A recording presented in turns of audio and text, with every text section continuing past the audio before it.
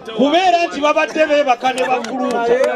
kakati abadde afuluuta bw'atandika okuwulira nga nannyini ye abadde agyogerera Katonda alina abantu 9 empologoma ekwesoose okusena kakati gyakola atya batandika okweraliikirira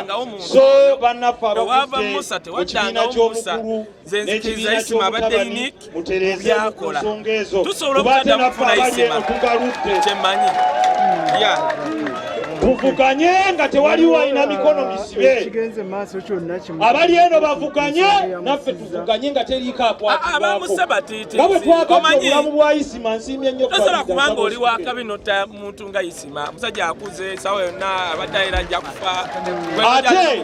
okubanga ofunye obuvumu n'ogandira kaŋŋende wali mu bannange nange ntuuse okusaasibwano Uganda ng'onakkirizibwa okwogera n'olinakkirizibwa n'akola abantu ne basalawo ani asinga amaanyi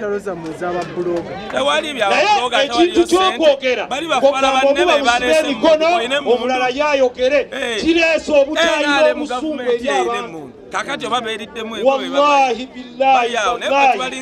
ali waggulu abantu banyiivu nnyo mu Uganda sebo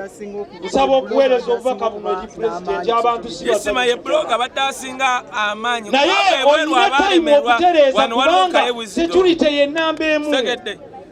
kojja wa Isima mwena mumutukira ku Super FM bamuyitanga omusajja Kisolo mwamuwuliranga yayogeranga ku byafaayo bya Idi Amin Dada era ffe tetwewuunya Isima okuba ng'ayogera bw'atyo Isima yayogeranga nga kojjaawe bw'ayogera Isima mugezi Isima n'atuuka n'akaaba n'akasiina